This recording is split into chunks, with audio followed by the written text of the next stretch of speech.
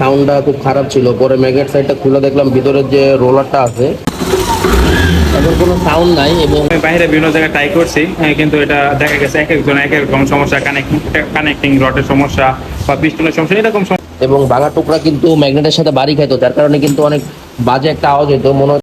আসসালামু আলাইকুম সবাইকে। তো এটা হচ্ছে স্যালোটো বাইক। তো স্যালোটো বাইকের যে প্রবলেমটা পাইছি, ইঞ্জিনের সাউন্ডটা খুব খারাপ ছিল, পরে ম্যাগনেট সাইডটা খুলে দেখলাম ভিতরের যে রোলারটা আছে, আই মিন সেলফের যে ইয়াটা থাকে, এটা কিন্তু ভেঙে গেছে, দেখাই যাচ্ছে। এবং এইটা কিন্তু থাকবে হচ্ছে এইভাবে, বাট এটা ছুঁইটা গেছে একদম। এবং পাশাপাশি যে নাটগুলো আছে, নাটগুলো কিন্তু ভেঙে গেছে। তো আলহামদুলিল্লাহ কপাল ভালো যে ভিতরে হচ্ছে ভাঙা টুকরাগুলো ভিতরে ঢুকতে পারে নাই।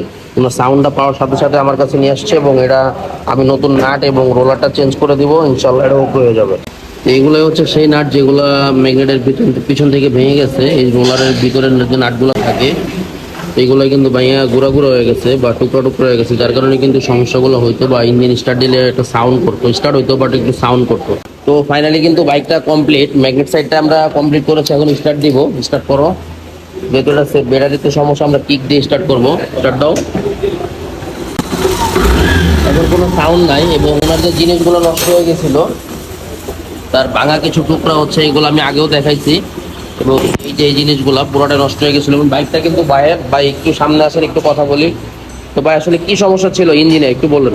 এটা ইঞ্জিনের সাউন্ডটা একটু ভিন্ন রকম হয়ে গেছিল, যেটা দিয়ে সাউন্ড আর কি বাজে সাউন্ড আসতো। আচ্ছা আচ্ছা। তো এটা আমি বাইরে বিভিন্ন জায়গায় ট্রাই করছি, কিন্তু এটা দেখা গেছে এক একজন এক এক রকম সমস্যা, কানেক্টিং রডের সমস্যা বা পিস্টনের সমস্যা এরকম সমস্যাগুলো বলছে। তো বাইরের কাছে আসলাম, আসার পরে বললো যে এটা এক সাইড একটু খুলে অল্প কিছু করে আমাদের সমাধান হয়ে যাবে, এবং এখন আমি আমার কাঙ্ক্ষিত সমাধানটা পাইছি। আচ্ছা, ধন্যবাদ ভাই। তো আমি সার্ভিস চার্জ কিন্তু মাত্র 300 টাকা নিয়েছি। আপনার যে কাজটা করে দিয়েছি আমি ইঞ্জিনে, এটার জন্য কিন্তু 300 টাকা নিয়েছি। এটাকে আপনি জানেন তো না? হ্যাঁ, এটা আচ্ছা। আর আপনার কিছু 3টা নাট লাগছে আর একটা ক্লাচ আউটার লাগছে। হ্যাঁ। তাই এখন কিন্তু আপনার ইঞ্জিনের সাউন্ড একদম নতুনের মতো। হ্যাঁ, ঠিক। বাট আপনি গ্যারেজে যখন দেখেছেন, অনেকে অনেক ধরনের কথা বলছে, এটা পিস্টনকে চলে গেছে বা কানেক্টিং রড চলে গেছে, আরো আদার্স অনেক প্রবলেমের কথা বলছে। সেই ক্ষেত্রে আপনার 10-15 হাজার টাকা খরচ হওয়ার একটা সম্ভাবনা ছিল। বাট এটা আমি খুব অল্প সময়ের ভিতর করে দিয়েছি নাকি? হ্যাঁ।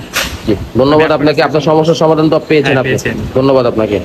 তো বাইকের সমস্যার সমাধান করার পর এখন ইঞ্জিনের সাউন্ড আগের থেকেও অনেক ভালো, কারণ যেহেতু আপনারা দেখেছেন যেহেতু এটার ক্লাচ আউটারটা ভেঙে গেছিল, এবং ভাঙা টুকরা কিন্তু ম্যাগনেটের সাথে বাড়ি খাইতো, যার কারণে কিন্তু অনেক বাজে একটা আওয়াজ হইতো, মনে হতো ইঞ্জিনের ভিতরে কোনো বেয়ারিং বা কোনো একটা কিছু ভেঙে গেছে। আসলে কিন্তু সামান্য এই জিনিসটা ভাঙার জন্য কিন্তু এই ধরনের সাউন্ডগুলো হয়েছে। তো আমি বরাবরই বাইক রিলেটেড সব ভিডিওগুলো আমার পেজে আপলোড করার চেষ্টা করি। তো এই ভিডিওটি যদি ভালো লাগে অবশ্যই কিন্তু লাইক এবং কমেন্ট একটা শেয়ার করে দিবেন। ধন্যবাদ সবাইকে। আসসালামু আলাইকুম।